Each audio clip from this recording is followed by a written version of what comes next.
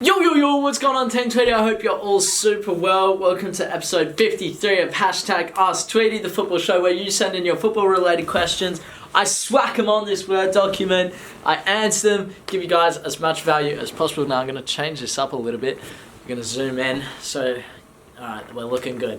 Now this is completely unedited. I know I still haven't got it in podcast format, but if you're doing your homework, if you're doing your training, if you want to listen in, and you don't have to watch me, or if you don't like me, you don't have to. So basically, we do 3 questions every episode. If you want to leave your questions, put them in the comments below, or if you feel they're a little bit personal, maybe, I don't know, there's some guy on your team you don't like and you don't want to have any chance that he's going to know who you are, send me an Instagram message if you want to keep it personal. That's the best way to do it. And make sure you just put #Asktweedie at the end so I know when I look at my messages, if that makes sense. First question we're going to start off with is, I highlighted the wrong... Oh no, I didn't. I lied. First question comes in from an Instagrammer, and it says, which player inspired you most at this year's World Cup? Now, I think you guys might know, it's going to be different for everyone. I didn't watch a whole lot of the World Cup, simply because at the start, it was connected to a phone line, so you had to be with a phone line in order to watch the World Cup, and then that didn't work. And during all of that, I kind of just became disconnected from it and was like, well, this is just a circus, it's stupid. And there was no way for me to watch it. I watched all the highlights, I thought that was great on YouTube, but I only was able to watch the Australia games at the beginning, and then they eventually made it so you could watch it because the phone line messed up and something or other. But I watched a few games, all of the Australia games, I watched every single minute, and the player that inspired me most was Daniel Arzani. And when inspired is the biggest word in this, I believe Daniel Arzani inspired me because when you look at someone who's, I don't know how old he is, let me get this up, who's of that age and is able to go on and achieve what he has achieved and is achieving and will achieve, I feel like it gives us all hope, and it's like I don't know how to say it, but we all get a little bit motivated when we see someone like an Mbappe succeeding. There's really no point in, getting down by it. Apparently he's going to go on loan. So he's born 1999, which makes him 19 years old. 19 years old. I'm 20 years old, meaning I'm, a year and a little bit older than him, and it's crazy.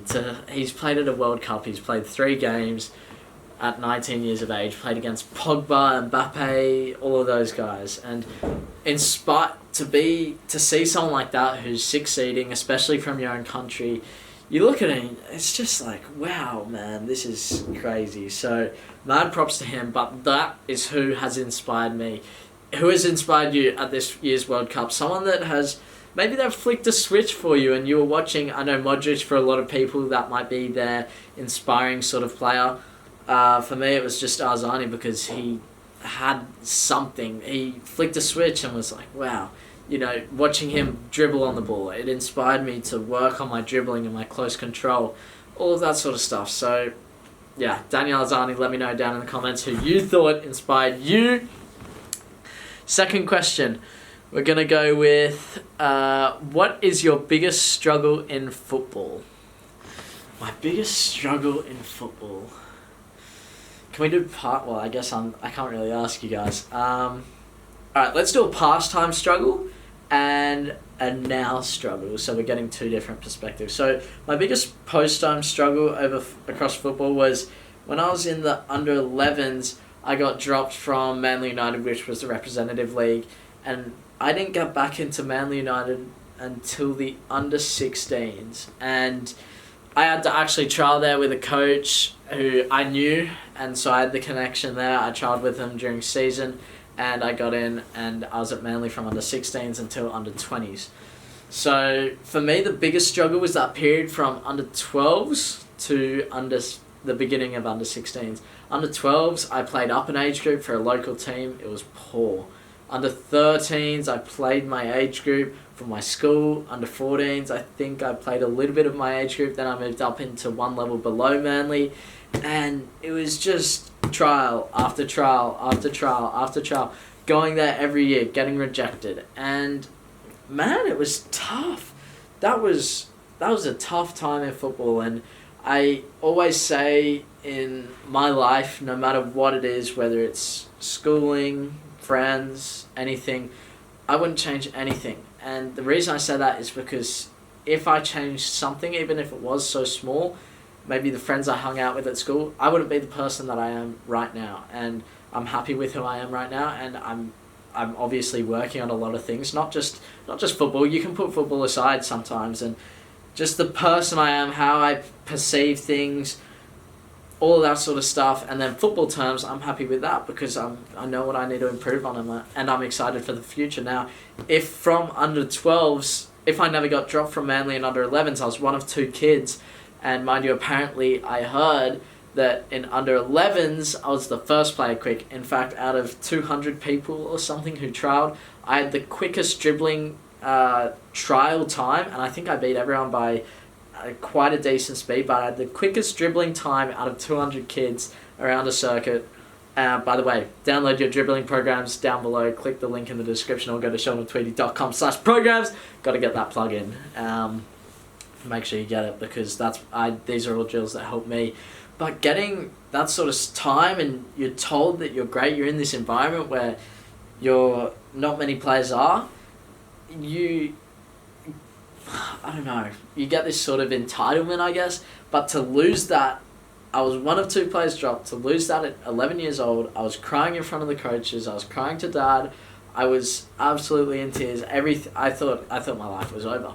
But that struggle has helped me become who I am today. And like I said, I wouldn't have it any other way. Sure, I missed out on 5 years where maybe I could have got an opportunity to go overseas, or, like, when I say go overseas, perform during a game, a scout sees me and I go overseas, or develop with these top players. There's just a lot of missed opportunities there.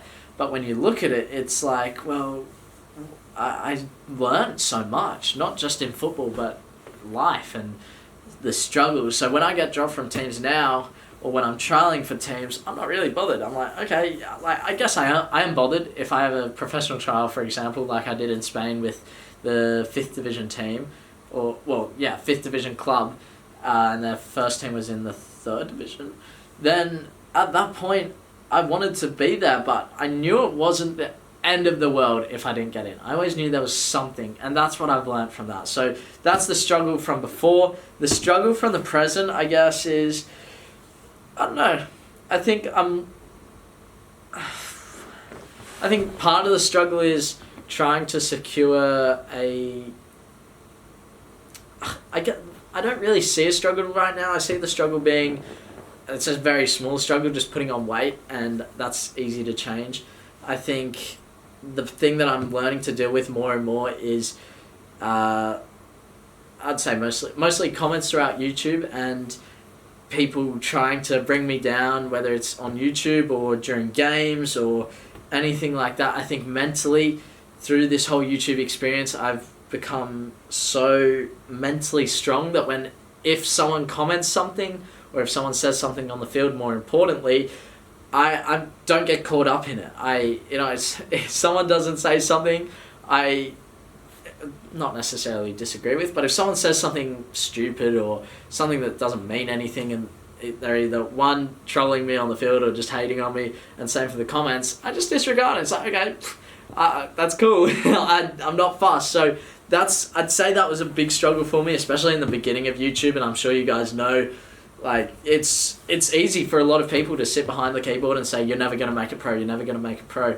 But at the end of the day, what I've learned is that all that matters, I've said this in a video before, is my opinion and the coach's opinion that I'm trialing for.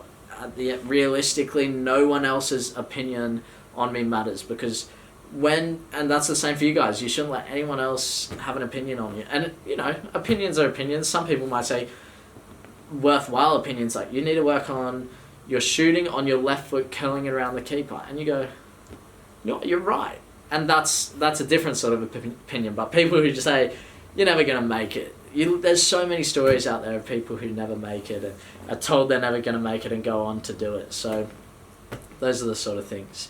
that I had a big struggle with, but yeah, nothing quite right now.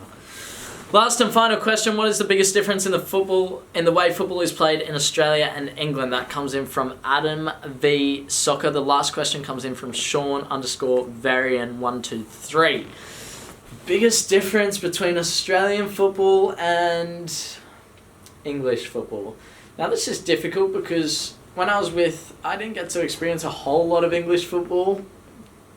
Like, I was training and playing with Crawley Town under-23s, and these guys were very possession-based because we had the players to play a possession-based game. We had West Ham Academy player, Tottenham Academy player, I think a couple of other Academy players as well, and we had the players to do that. So that was very similar to the style that Manly United under-20s play. That was the highest... No, actually, I take that back. The highest level I experienced in Australia was Sydney FC Youth League and Western Sydney Wanderers Youth League, which was very much possession-based, high tempo, like just quick players in the sense that they would know what they're going to do and very good at protecting the ball. That's the same in England, especially in that Crawley Town under-23 environment. Now, when I played for East Grinstead, which is a 8th division club, I want to say, maybe even... No, I'm pretty sure it's 8th division. When I played for their reserve team, just because their coach called me up and was like, yo, come down. I was like, okay. I came down, played for them, and we played against... I forget the name. But they had a big striker, and all they did was kick it to him. He would chest it and lay it off to someone who would then put it through to someone running through. And it was the worst game of football I've ever played in my life. I couldn't do anything because I was playing wing or attacking mid. And when they kick it to their striker, our centre defensive mids weren't dropping to pick up the second ball.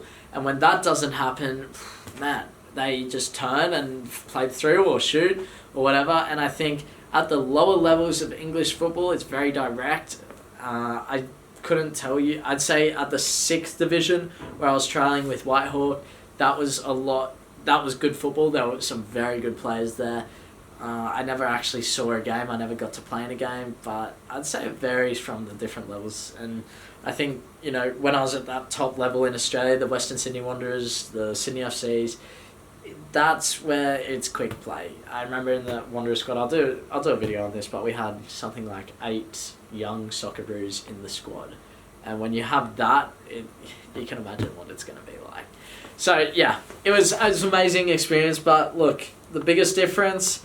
I would say it's so hard to tell because it's so different. But my thing would be at the top level, but this is just going to be the same for everywhere.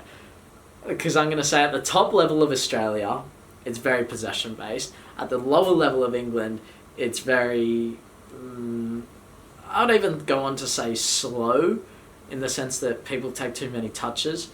And it's very direct, long ball. But at the lower levels of Australia, it's very direct and slow. And then at the high levels of England, it's very, I would say at the top level of England, where you have all the international players, the Germans, Spaniards, all the different players there, it's very well played, possession based. You look at the Guardiolas, Mourinho's, maybe not Mourinho's, but Guardiola for sure.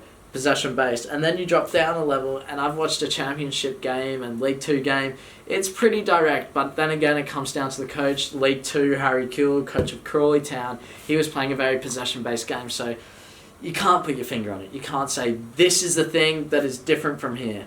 But you know what, if you have thoughts, let me know down in the comments. If you've played in both, it's difficult. I don't think anyone can really say a distinct difference between two of the same levels, and if anything, it's just speed of play, meaning players know what they're going to do, they have less touches on the ball, and they understand the game of football. They know when they're playing on this side and they've just won the ball, they need to switch it to this side because that's where there's less players. So that's my input. I hope I helped at least one of you guys. As always, Team Tweedie, I'm signing out. Make sure to leave a like on this video, subscribe if you're out here, join the hashtag Asktweedie family, and I'll see you in the next episode.